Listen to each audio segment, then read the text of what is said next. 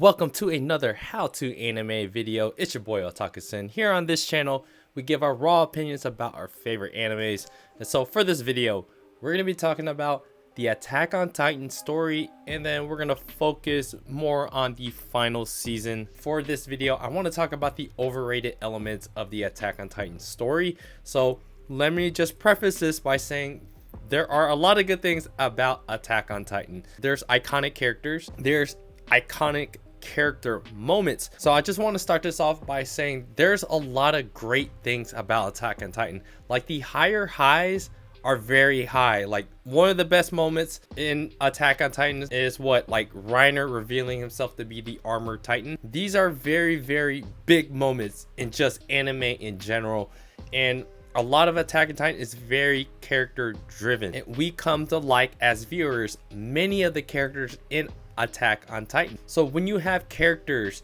that mean something to the viewer or the reader, to the audience in general, it means something when they're gone, when they die off. So those are very cool elements that I like about Attack on Titan. When you basically fall in love with these characters and they mean something to you, and then when they're gone, it rips your heart out, right? So having characters that are meaningful, that have legitimate consequences, that end up losing their lives, that's very important. And one of the other, bigger overarching elements in Attack on Titan that I like is, this idea of racism. It's, something that we can easily relate to in today's age. It's always in politics, right? So you have racism, and then you have this reverse racism going on, and it just leads to mutual destruction. So I like that learning lesson behind that part of the story. You have Eldians, you have the Marlians.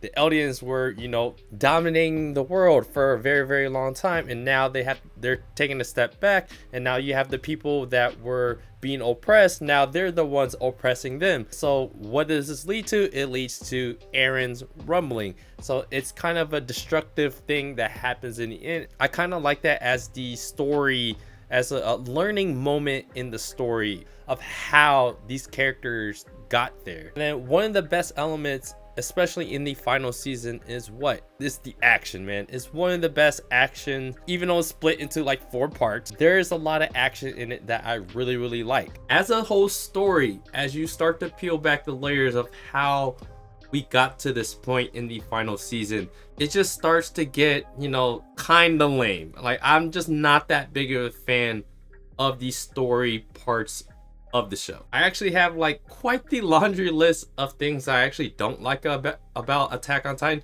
So let me preface this again, guys. I really like Attack on Titan still. So I know when I make videos like this, people think I'm just a hater and stuff. Well, I mean, I criticize things I like all the time. That doesn't mean I hate it or anything. And one of the characters that I actually didn't really like at all, who I think is just a straight up plot device, was Yelena.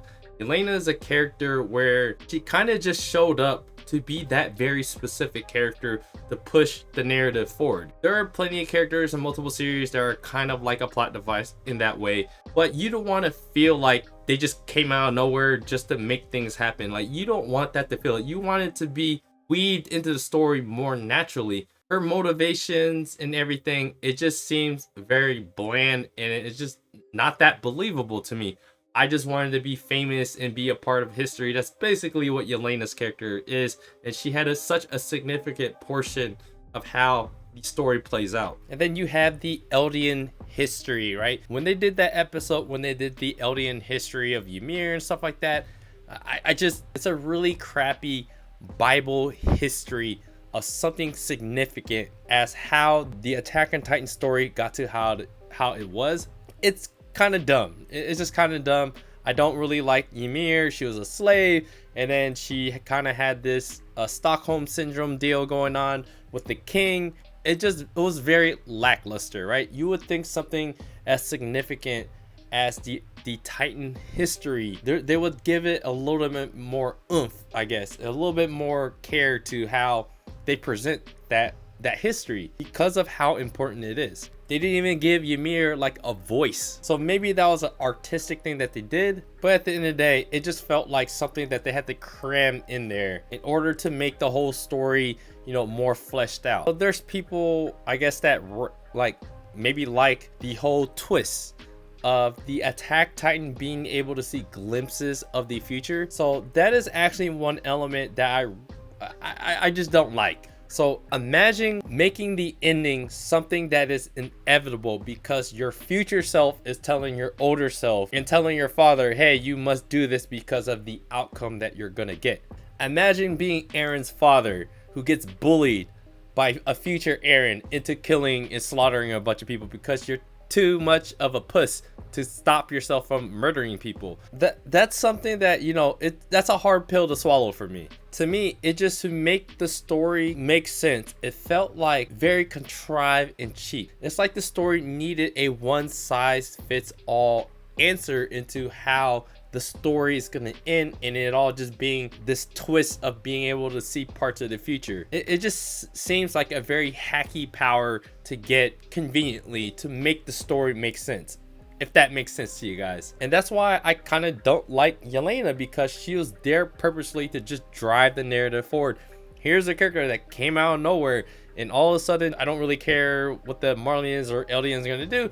I just wanted to, you know, be enshrined in the history of the Attack on Titan story. Like, that was basically her character. She just basically wanted to be famous. That is a very, very old trope, but it's a trope that I'm not a big fan of. I have a lot more opinions in regards to how this whole Attack on Titan story is going to end, so I would love to see how the anime kind of takes care of this ending, which they split into 2 parts, which the final season ends up being 4 parts. Again, what makes this show great is because you fall in love with these characters and their relationships, and then you feel invested in what they want to do. People on Parody Island, they just wanted to survive, like Eren, Armin, and the rest of them, and the scouts and everything. Now it all of a sudden turned into, we need to save the damn world, and that's a fine part of the story. What I really love is just the brutality and the very, very hard decisions that all the characters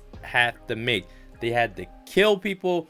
In some cases, they had to kill their own comrades and such. So there was very, very hard decisions that they have to make. And those are very relatable, humanistic elements in our lives, because as you become an adult, you just have to make decisions that, you know, will benefit someone, and then it will in turn hurt someone at the same time. It just becomes like a double-edged sword in every decision that you make, and that's why I really like Attack on Titan. But having these characters make hard decisions, does that make the story, you know, like an impressive story? I don't think so, but it does really make it still compelling to watch the characters go through these things and having to figure things out within the story. That's what is good about it. But again, as you peel back the layers and you try to think out the logic behind the story of everything, it's a little bland. In the end, I just think like powers and abilities, and especially Eren's power or the Attack Titan's power to see the future, abilities and powers,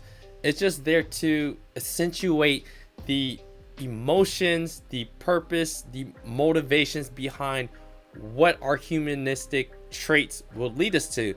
It's not the powers and abilities themselves. It is the human element behind it that drives the power that makes it amazing. So I guess in a way, to argue against myself, it would have to be Eren's, you know, lust for revenge is what kind of led him to have that power, but that's not really it, right? It was just, it's something more of like a science. Like the Attack Titan is built into the science of the Attack on Titan world. These Titans are a part of reality, and that's what I kind of don't like about it, right? A lot of powers are manifested and created. Those are kind of the little things, the little intricate parts about it that I just don't really, you know, that fond of. You know, when Goku turned Super Saiyan, right? He turned Super Saiyan because Krillin died, Piccolo just got shot, Gohan's about to die, and he's fighting, you know, one of the strongest bad guys ever in the universe. It's that loss and that rage that turns into a superpower. So it's that human connection, right, that gets you to these abilities, rather than in the Attack on Titan story.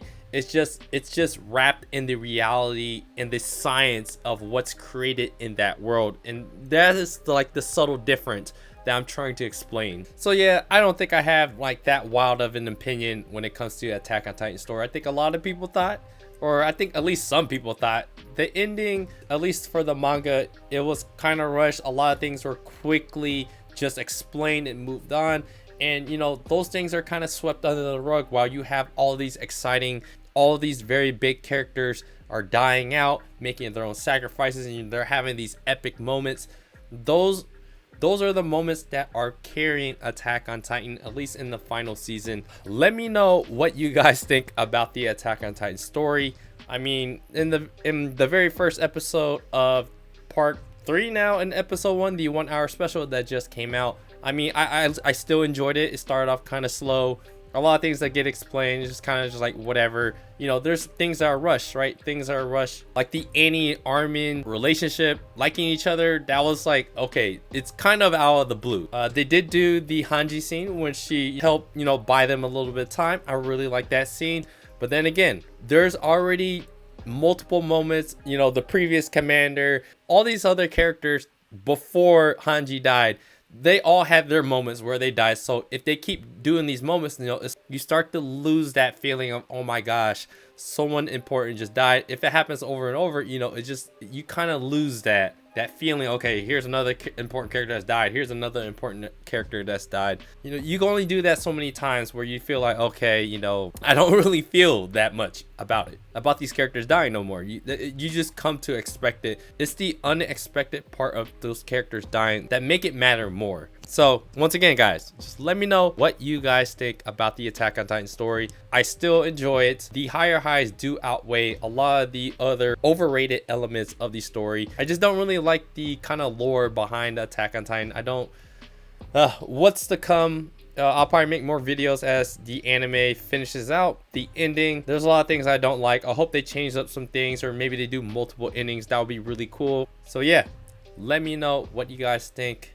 Do me a favor, guys, hit the like button, subscribe to the channel if you guys haven't already. Check out my blog at otakusen.com. Check out my anime figure channel, it's Otakusen as well, and I do live streams on that channel at Monday nights at 8:30 p.m. Central. If you guys want to get involved on the live stream and want me to look at certain anime figures on the stream, please join the Discord. It will all be in the description below. It's your boy Otakusen. Here on this channel, we give our raw opinions about our favorite animes. I appreciate it, and I'll see you guys on the next video.